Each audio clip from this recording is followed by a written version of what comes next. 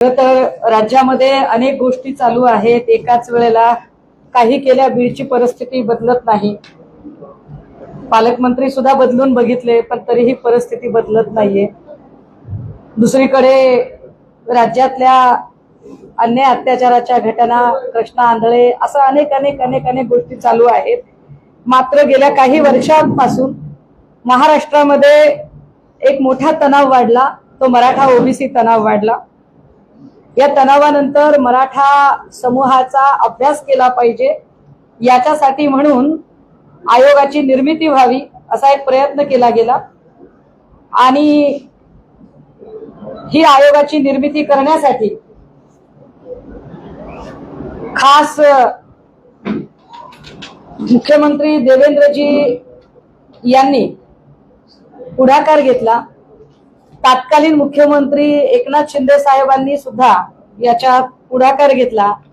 पण पुढे नेमकं काय झालं या मराठा अभ्यास आयोगाचं, याचं मात्र उत्तर अजूनही आपल्याला काही मिळालेलं नाही. आपल्याला जर आठवत असेल तर या सगळ्या आयोगाच्या संदर्भाने म्हणजे मराठा समूहाची फसवणूक केली जाते का, मराठा समूहाच्या तोंडाला पानं पुसली जात आहेत का, मराठा समूहाच्या नावाने आरक्षणाचा अभ्यास आम्ही करतोय असं म्हणत फक्त खेळवत ठेवलं जातंय का. पण मग मराठा आरक्षणाचा आणि एकूण मराठा समाजाच्या मागासलेपणाचा अभ्यास करण्यासाठी ज्या कमिट्या नेमल्या गेल्या त्या कमिट्यांनी काम तरी काय केलं याच्या संबंधाने जेव्हा आम्ही काही माहिती घेण्याचा प्रयत्न केला तेव्हा प्रचंड धक्कादायक माहिती पुढे आली. आणि ही माहिती एकूण मराठा समाजाचा विश्वासघात करणारी वाटली, मराठा समाजाची फसवणूक करणारी ही माहिती आहे असं आम्हाला वाटलं. आणि ती माहिती आपल्या मार्फत आम्ही शेअर केली पाहिजे लोकांपर्यंत. आणि त्याच वेळेला जर आम्ही वारंवार विचारूनही यातल्या काही प्रश्नांची उत्तरं संबंधित आयोग देत नसेल तर माध्यमांनी त्यांना प्रश्न विचारावेत असं आम्हाला फार वाटतं. आपल्याला याची कल्पना असेल की साधारण मराठा आरक्षणाचा किंवा मराठा समाजाच्या मागासलेपणाचा अभ्यास करण्यासाठी आयोग नेमला गेला. इतर मागासवर्गीय आयोग, या इतर मागासवर्गीय आयोगाला अध्यक्ष म्हणून सेवानिवृत्त जज श्रीयुत सुनील शुक्रे यांची नेमणूक झाली. आणि खरा खेळ इथूनच सुरू होतो. सुनील शुक्रे यांच्या नियुक्तीच्या नंतर 3 सदस्य नेमले गेले. हे 3 सदस्य असतानाही डेप्युटेशनवर अजून एक नियुक्ती झाली. मला त्या नियुक्तीवर काही फारसं बोलायचं नाहीये, त्याची माहिती आपण घ्यावी संबंधित डिपार्टमेंट कडून की ती नियुक्ती का केली गेली आणि का नाही ते. पण यातला एक महत्वाचा भाग की या सगळ्यांच्या संबंधाने अभ्यास करण्यासाठी शासनाने आम्हाला काही निधी उपलब्ध करून द्यावा अशी मागणी आयोगाने केली. आणि हा किती निधी असावा, किती निधी द्यावा, तर त्यात असं सांगितलं गेलं की आम्हाला वेगवेगळ्या गोष्टींच्यासाठी निधी हवा आहे, आम्हाला खूप अभ्यास करायचा आहे, खूप अभ्यास करायचा आहे. किती अभ्यास करायचा आहे, तर म्हणाले की आम्हाला सगळ्या जिल्ह्यांमध्ये जायचंय, तालुक्यांमध्ये जायचंय, खरोखरच मागासलेपण आहे का नाही हे सुद्धा आम्हाला तपासून बघायचं आहे. आणि त्यासाठी निधी किती लागणार आहे, तर 367 कोटी 12,59,000 इतका निधी आम्हाला हवा आहे. मी ही पत्रकार परिषद आजच का घेते त्याला कारण आहे. आज पुण्यामध्ये सुनील शुक्रेजी उपस्थित आहेत. ते व्हीव्हीआयपी गेस्ट हाऊसला मराठा आरक्षणाच्या आर्थिक मागासलेपणाचा अभ्यास याच्या संबंधाने माहिती घेण्यासाठी आलेले आहेत असं कळतं. त्यामुळे पत्रकारांना सोपं जाईल त्यांना प्रश्न विचारणं आणि मी जी काही माहिती देते ती माहिती व्हेरीफाय करणं. हा GR आहे शासनाचा. आता या GR मध्ये त्यांनी मला प्रश्नांची उत्तरं द्यावीत. कदाचित माझं ज्ञान कमी असेल. साधारणतः 5 कोटीच्या वरचा निधी असेल तर त्याला कॅबिनेट अप्रूव्हलची गरज असते. एखाद्या वेळेला जेव्हा आपत्कालीन निधी असतो, ज्या आपत्कालीन निधीमध्ये बॉम्बस्फोट असेल, पूर असेल, अपघात असेल, काही दुर्घटना घडली, अशा वेळेला निधी मुख्यमंत्री सहायता निधीकडनं आकस्मिकपणे दिला जाऊ शकतो. त्याच्यासाठी कॅबिनेट अप्रूव्हलची गरज नाही. तरीही आपण असं गृहीत धरूया, मी चांगला विचार करते या सगळ्या संबंधाने की संबंधित खात्याला तो अधिकार असावा आणि म्हणून त्यांनी आयोगाला तो निधी दिलेला आहे. मात्र याच्यावर कुठेही फायनान्शियल डिपार्टमेंट जे आहे, फायनान्स डिपार्टमेंट जे आहे त्याचं कुठेही नोटिंग नाहीये, UR नंबर नाहीये. तुम्ही हा GR बघू शकता. हा GR मी सगळ्यांना तुम्हाला त्याची सॉफ्ट कॉपी द्यायला तयार आहे. आता याच्यामध्ये त्यांनी 367 कोटी रुपये एवढा आकडा सांगितलाय. आम्हाला अभ्यास करायला लागतात पैसे. काय करायचं आहे 367 कोटीचं? तर त्यांनी असं म्हटलं की आम्हाला मनुष्यबळ, बाह्य स्रोताद्वारे आवश्यक असणारे 31 अधिकारी, कर्मचारी, साधन सामग्री, कार्यालयासाठी जागा, फर्निचर, स्वतंत्र सर्व्हर यंत्रणा, संगणकीय यंत्रणा इत्यादी बाबीसाठी आम्हाला पैसे हवे आहेत. काय काय लागणार आहे? तर आम्हाला एक सहसंचालक लागणार आहे, अर्थ व सांख्यिकी संचालनालय, संशोधन अधिकारी लागणार आहे एक, त्याच्यासोबतच आम्हाला सांख्यिकी सहाय्यक अर्थ, उपजिल्हाधिकारी महसूल व वने एक, सॉफ्टवेअर तंत्रज्ञ, कनिष्ठ लिपिक, लेखाधिकारी, अशी सगळे आम्हाला माहिती लागणार आहे. आणि पैसे किती लागतील? तर लेखा सहाय्यक एक लागेल, त्याला 40,000 रुपये प्रति महिन्याप्रमाणे आम्हाला द्यायचे आणि आमची आवश्यक तरतूद फक्त 3 महिन्याची आहे. आता ज्या अर्थी यांनी 3-3 महिन्याचे आकडे लिहिलेत, म्हणजेच 367 कोटी 12 लाख आणि वरचे पैसे हे 3 महिन्याच्या हिशोबातले पैसे आहेत. याच्यामध्ये त्यांनी आयोगाकरता किती खर्च सांगितलाय? सुनील शुक्रेंना हे प्रश्न आपण विचारावेत. कदाचित मी चुकत असेल, कदाचित मला पुण्यातले भाव माहित नसतील, मी अडाणी असेल.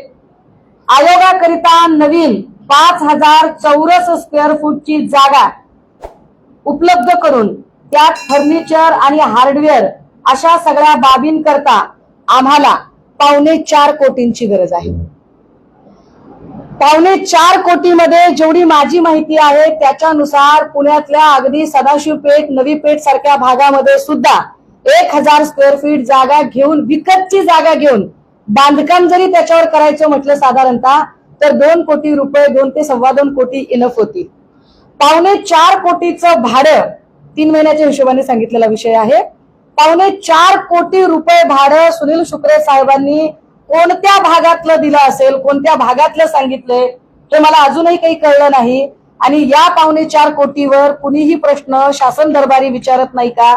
बरं, 4.25 कोटी रुपये तुम्ही तिथे खर्च केलेत तर असा काय मराठा समाजाचा अभ्यास केला की मराठा समाजाची फसवणूक केली जाते काही, हे त्यांनी सांगितलं पाहिजे. आयोगाच्या कार्यालयाकरता स्टेशनरी खर्च करायची आहे. काय स्टेशनरी लागणार आहे याच्यासाठी?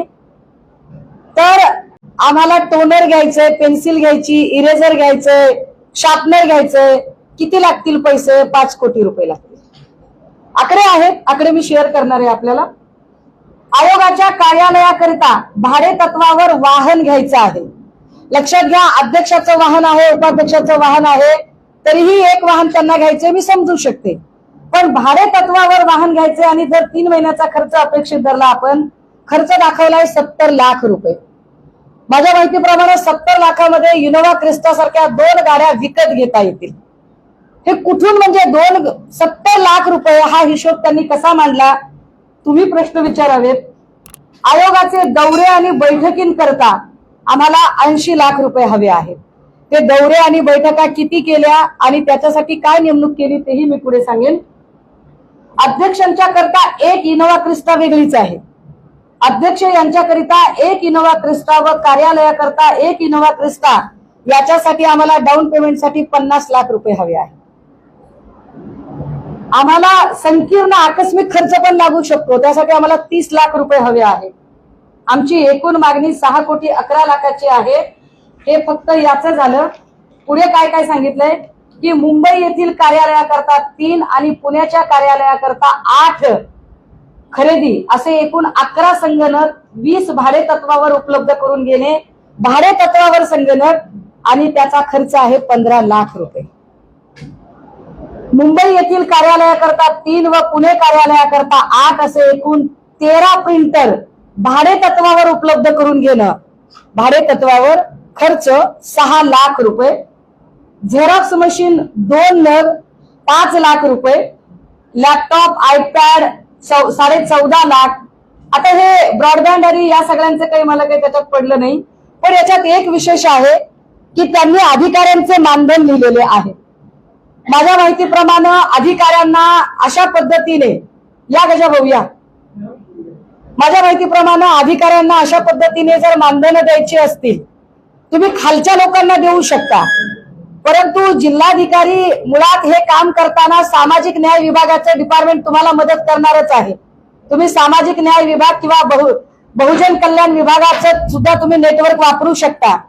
तरीही यात स्पष्टपणे नमूद केलं आहे की जिल्हाधिकारी यांना किती मानधन द्यायचे आम्हाला, तर ते मानधन साधारणतः 1.25 लाख रुपये मानधन द्यायचे.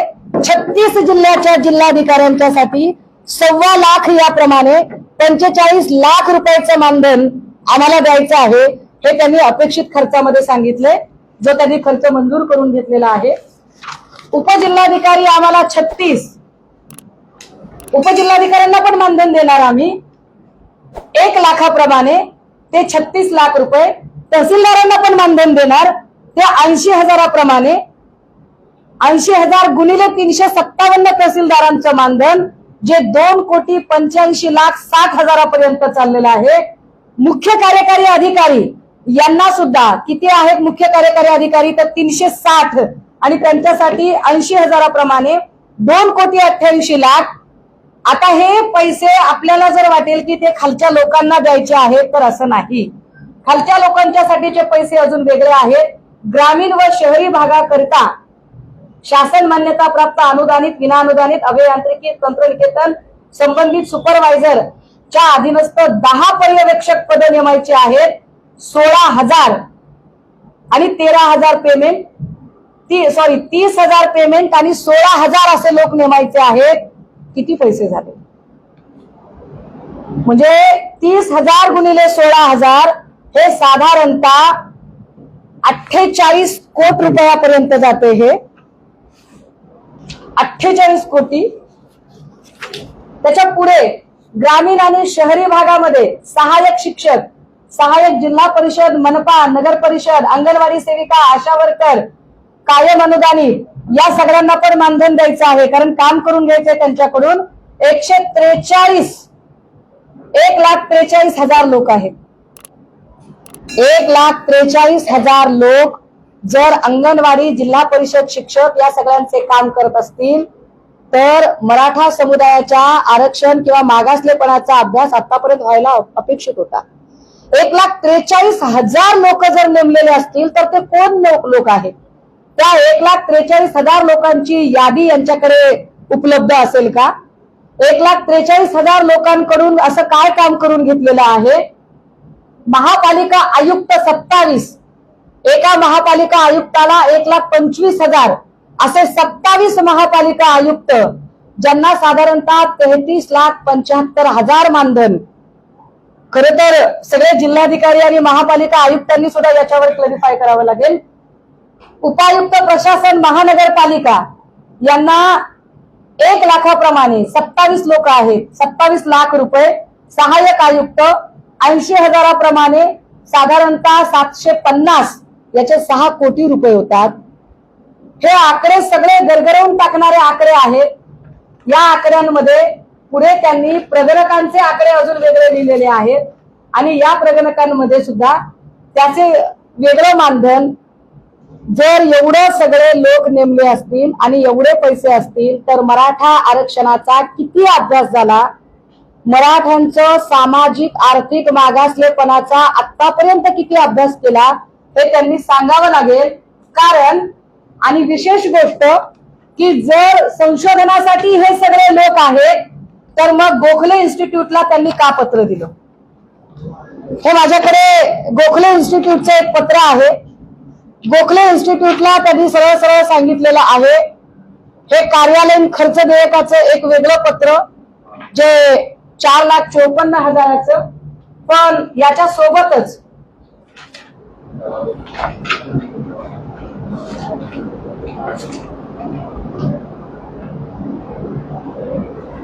याच्यातल्या काही खर्चाच्या अनियमितता झालेल्या नोंदी आहेत, ज्याच्यात सरळ सरळ आकडे चुकीच्या पद्धतीने, एक आकडा वेगळा, दुसरा आकडा वेगळा, अशा पद्धतीने केलेला आहे. या संबंधाने भोसले नावाचे संशोधन अधिकारी चार्ज घेणार होते, परंतु त्यांनी सांगितलं की खर्चात अनियमितता आहे, त्यामुळे मला तुम्ही आधी सगळे खर्च बरोबर करून द्या, मग मी चार्ज घेतो. अशा म्हटल्यानंतर भोसले यांची नियुक्ती शुक्रे यांनी नाकारली। त्याचं पत्र त्यांनी प्रधान सचिवांना लिहिलं। प्रधान सचिवांना लिहिलेलं पत्र इथे माझ्याकडे उपलब्ध आहे। ते पत्र ज्यांना हवं असेल त्यांनी ते पत्र घ्यावं। की प्रधान सचिवांनी सांगितलं की या सगळ्या खर्चात अनियमितता आहे आणि शुक्रे मनाने आकडेमोड करत आहेत। याच्यामध्ये एक पत्र अरविंद माने नावाच्या आयोगाच्याच राजपत्रित अधिकाऱ्याने लिहिलं आहे। त्यांनीही सांगितलंय की या सगळ्यांमध्ये अनियमितता आहे। विशेष 3 सदस्यीय आयोग होता। 3 सदस्यीय आयोग असतानाही याच्यात एक चौथी नियुक्ती केली। मी जे म्हटलं की एक डेप्युटी सेक्रेटरी लेवलची नियुक्ती आहे। ही डेप्युटी सेक्रेटरी लेवलची जी नियुक्ती आहे ही नियुक्ती बहुजन कल्याण विभागाच्या उपसचिवाची नियुक्ती। बहुजन कल्याण खात्याचे मंत्री अतुल सावे आहेत। अतुल सावेंच्या नोटीने ही नियुक्ती व्हायला हवी, मात्र ही नियुक्ती चक्क ग्राम विकास मंत्री गिरीश महाजन यांच्या नोटीने झाली। त्याचंही पत्र या सगळ्या बंच मध्ये जोडलेलं आहे की ज्या नियुक्तीमध्ये गिरीश महाजन, श्री गिरीश महाजन मंत्री ग्राम विकास व पंचायत राज, वैद्यकीय शिक्षण, क्रीडा व युवक कल्याण मंत्री, माननीय मंत्री मागास बहुजन कल्याण विभाग यांना लिहिलेल्या 26/12/2022 पत्रान्वये श्रीमती पाटील उपसचिव अल्पसंख्याक विकास विभाग मंत्रालय मुंबई यांची सदस्य सचिव महाराष्ट्र मागासवर्गीय आयोग पुणे या पदावर नियुक्ती केली। आता याच्यात गिरीश महाजन कसे काय इंटरफेअर करतात याचंही उत्तर शुक्रे यांनी दिलं पाहिजे, जे मी माहिती अधिकाऱ्याकडून वारंवार मागते परंतु ते उत्तर दिलं जात नाही। विशेष गोष्ट अशी आहे की त्यांचं कंटिन्यूशन, एखाद्या व्यक्तीला जेव्हा डेप्युटेशन दिलं जातं त्यावेळेला ते जास्तीत जास्त 10 वर्षाचं डेप्युटेशन असलं पाहिजे। नागरी सेवा अधिनियमाच्या पुस्तिकेमध्ये ते 10 वर्ष सांगितलेलं आहे, पण सदरील ज्या महिला अधिकारी आहेत त्यांचं डेप्युटेशन तब्बल 11.5 वर्षांचं आहे। हे 11.5 वर्षांचं डेप्युटेशन आणि कंटिन्यूशन मागताना शुक्रे असं म्हणतात की आम्हाला आयोगाला उच्च न्यायालयाकडे मराठा आरक्षण आयोगाची बाजू मांडण्यासाठी कायदेशीर तज्ञ व्यक्तींची गरज आहे आणि ती कायदेशीर बाजू मांडण्यासाठी उपसचिव पदावरच्या या व्यक्ती आम्हाला हव्या आहेत। परंतु ज्या महिला अधिकाऱ्यांची नियुक्ती त्यांना हवी आहे आणि ती कायदेशीर बाजू मांडण्यासाठी हवी आहे, मुळात आयोगाने याच्या आधीच ऍडव्होकेट मिलिंद साठे यांची नियुक्ती आयोगाच्या वतीने कोर्टात बाजू मांडण्यासाठी केलेली आहे। त्याचं हे पत्र 1.5 लाख रुपये मानधनाने या व्यक्तीची नियुक्ती झालेली आहे। याच्यात स्पष्ट महाराष्ट्र राज्य मागासवर्गीय आयोगाच्या सदस्य सचिव आशाराणी पाटील यांना मंत्रालयीन संवर्ग प्रतिनियुक्तीने कार्यरत, त्यांच्या प्रतिनियुक्तीचा कालावधी 2 वर्ष संपुष्टात आलाय। आयोगाकडील कामकाज न्यायालयीन प्रकरणे याकरिता श्रीमती पाटील यांच्या सेवेची आवश्यकता आहे। म्हणून आता न्यायालयीन कामासाठी जर तुम्हाला आवश्यकता असेल आणि म्हणून त्या व्यक्तीची जर तुम्ही नियुक्ती केली असेल तर प्रश्न हा उरतो की मिलिंद साठेची नियुक्ती कशासाठी केली, किंवा मिलिंद साठे असतील तर नवी नियुक्ती का केली गेली। हे मिलिंद साठे 11.5 वर्ष आतापर्यंत प्रतिनियुक्ती ज्यांची होतीये त्यांच्याबद्दलची माहिती, नुसती प्रतिनियुक्ती चालू आहे। प्रतिनियुक्ती अत्यंत चांगल्या क्रीम पोस्टवरची प्रतिनियुक्ती आहे। पहिली प्रतिनियुक्ती 1 नोव्हेंबर 2011 ते 2015 महापालिकेमध्ये 3 वर्ष 11 महिने। दुसरी पिंपरी चिंचवड नवनगर विकास प्रतिष्ठान 5 वर्ष 10 महिन्याची। तिसरी प्रतिनियुक्ती तब्बल 2 वर्ष राज्य मागासवर्गीय आयोगाची आणि आता पुन्हा कंटिन्यूशन। आता हे कसं काय त्यांनी केलंय आणि हे कुठल्या नियमात बसतंय याची उत्तरं त्यांनी दिली पाहिजेत। मिलिंद साठेच्या संबंधाने मी म्हटलं की ऍडव्होकेट मिलिंद साठे यांची जबाबदारी मग काय होती आणि मिलिंद साठेंना याच्यामध्ये काय म्हणून तुम्ही नेमणूक दिलेली होती। ह्या सगळ्या गोष्टी आणि या सगळ्या अनियमितता जर बघितल्या तर मराठा समाजाची फसवणूक शासन करत आहे। मराठा समाजाच्या आर्थिक मागासलेपणाचा अभ्यास करण्याच्या नावाखाली तब्बल 367 कोटी रुपयाचा निधी ज्या आयोगाला दिला त्या आयोगाने खरोखरच मराठा समूहाचा अभ्यास केला का, हा संशोधनाचा प्रश्न आहे, विषय आहे। या सगळ्यांमध्ये त्यांनी एकीकडे म्हणतायत की आम्ही संशोधनासाठी एवढा सगळा खर्च येतोय, परंतु गोखले इन्स्टिट्यूट, या गोखले इन्स्टिट्यूटला तब्बल 19 कोटीचं काम संशोधनाचं दिलं। आता जर गोखले इन्स्टिट्यूटला 19 कोटींचं काम दिलेलं आहे, तर मग वेगळं तुम्ही अजून काय संशोधन करणार आहात, किंवा तुम्ही संशोधनावर एवढा खर्च केलाय तर गोखले इन्स्टिट्यूट अजून वेगळं काय काम करणार आहे, त्यांच्याकडचं कामाचं स्वरूप नेमकं काय आहे याची स्पष्टता अजूनही आम्ही वारंवार माहिती अधिकार आयोगाकडे मागितली तरी ती मिळत नाही।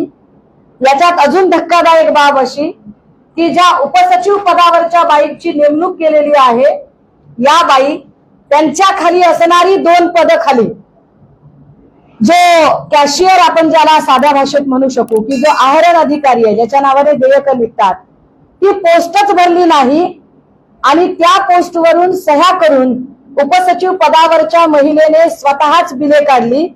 ती बिले काढल्याचा आणि त्यांच्या सहीचे कागद इथे उपलब्ध आहेत। या सगळ्यांवर मला वारंवार अपेक्षित आहे की त्यांनी याची माहिती दिली पाहिजे आणि त्यांनी यावरती बोललं पाहिजे, परंतु ते काही माहिती द्यायला तयार होत नाहीत।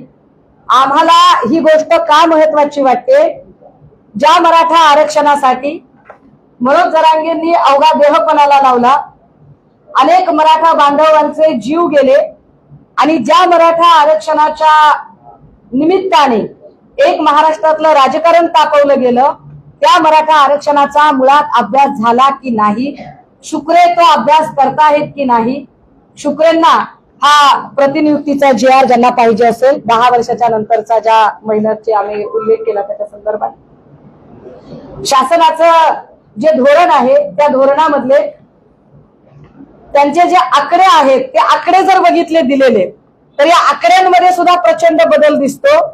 प्रत्यक्ष त्यांच्याकडच्या रजिस्टरवरच्या नोंदी आणि त्यांनी शासनाकडे दिलेल्या नोंदी याच्यामध्ये प्रचंड फरक आहे। हे फरकाचे आकडे भरून काढण्यासाठी एका टोळ नावाच्या नव्याच माणसाला तिथे बसवलं गेलं, ज्याची नियुक्ती नव्हती। 2 महिने तो माणूस तिथे टेबलवर बसत होता, त्याचे CCTV फुटेज सहज मिळू शकतील आणि त्यावरही त्यांना बोलता येईल आणि ते मांडणी करू शकतील। मी असं म्हटलं की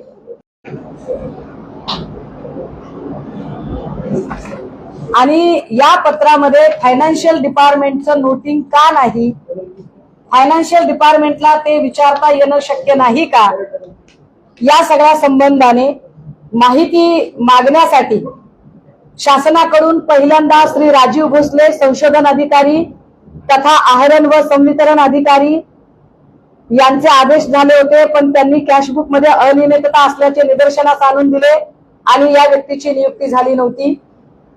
याच्यामधल्या त्यांच्यापेक्षा खाली सचिव पदापेक्षा 2 पायऱ्या खाली असणाऱ्या पदाचा कार्यभार कुणाकडे दिला गेला आणि सह्या कुणी केल्या याची उत्तरे शुक्रे यांनी दिली पाहिजेत।